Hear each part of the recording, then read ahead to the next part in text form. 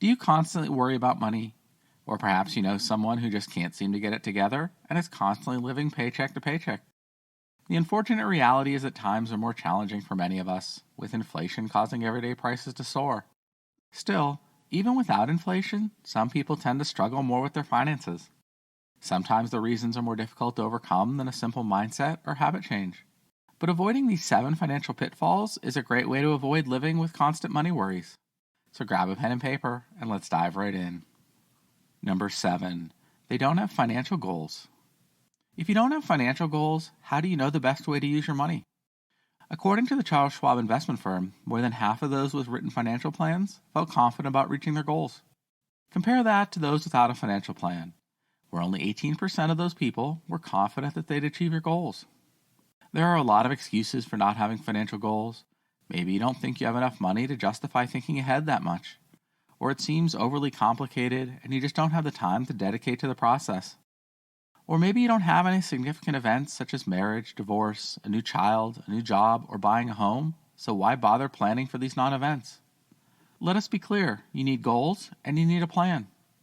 Start with goals that are very specific to your situation. Start with the purpose of paying off credit cards or other sources of debt, or aim to increase your payments to your work-sponsored retirement plan or create a rainy day fund. Your financial goals are a roadmap that help you control your debt, save and spend wisely, and compare your current situation with your future goals. They're also a great way to keep your goals realistic. How do you prioritize your spending and save for retirement simultaneously, with a set of financial goals to help you weigh the pros and cons of your spending? Number 6, they worry about impressing others. Attaching how you define your self-worth and value to the way others view you is always a slippery slope. Suppose you believe that materialistic things like a fancy sports car, flashy designer clothing, accessories, or a sprawling estate are the only indicators of success. In that case, you're more likely to overspend on those items. You might even impress a few folks along the way. Still, you could struggle with anxiety about making payments or climbing out of the leftover bills. Impressing others certainly won't help you pay your bills, and the people you'll be impressing most likely won't be your closest friends and family. They'll be more likely to worry and whisper from the sidelines, knowing this flashy way of living isn't you and isn't sustainable.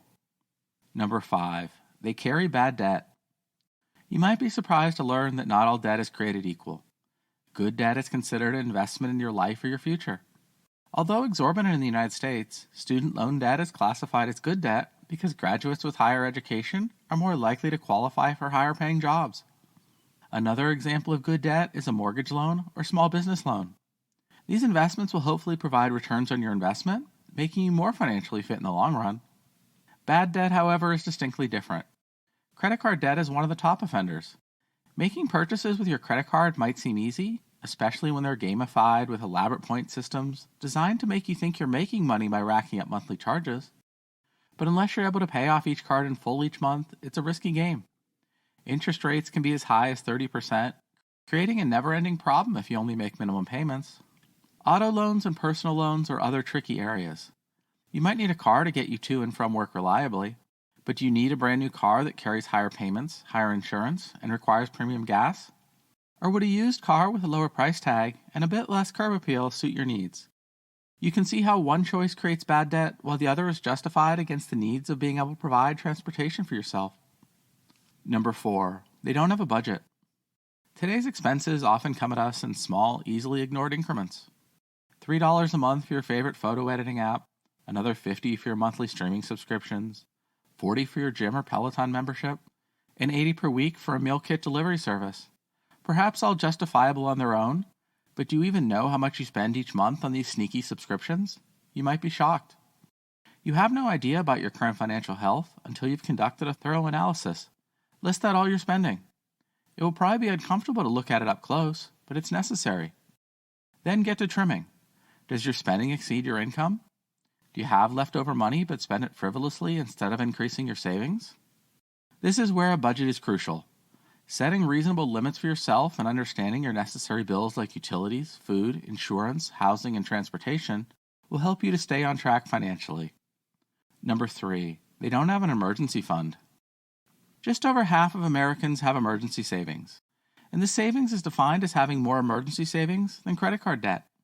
So even if you have $5,000 in a savings account, That doesn't mean anything if you also carry a revolving credit card debt of $6,000. And of households without credit card debt, just 15% of them have emergency savings. It's a precarious position as life can be turned upside down instantly. While it's essential to have a healthy savings account, it's vital that you view your savings in relation to your debt. As a first goal, save up $1,000 more than your current credit card debt.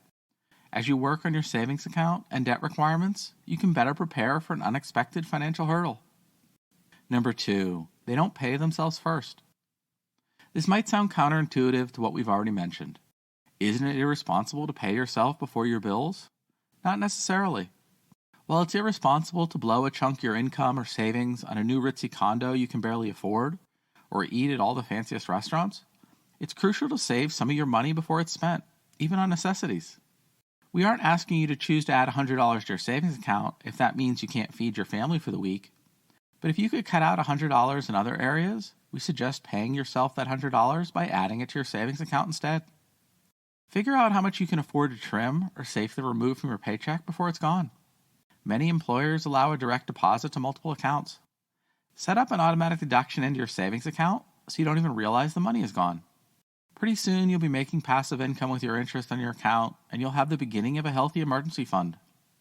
Number 1, they live above their means. Living beyond your means is an easy trap to fall into. Essentially, you spend more money than you make. This means you are steadily increasing your debt month over month, or slowly draining your savings accounts. And it's easy to get into the habit, especially as you advance in your career. If you overspend at one level, you might believe that making more money will solve the issue. Often it doesn't. Instead, the opposite happens. With more income to spend, you'll justify a few additional perks or spending habits. This leads you to get used to spending your increased budget, likely still outside your means. Learning to budget is the only way to escape this cycle. Sometimes making a commitment to yourself isn't enough if you can't clearly see the damage it's causing. Once you've listed out your expenses and income, find ways to stop the bleeding. Maybe you can cut back in a few areas to start chipping away at debt, or reverse the habit of taking away from your savings and start adding back into it. It's only by having realistic spending can you ensure that you have a bright financial future. That's it for today's list. Do you agree with our ranking? Is there a financial faux pas we missed that we should have included? Let us know in the comments below. And if you enjoyed today's video, make sure to leave us a like. It really helps the channel. Until next time, have a great day.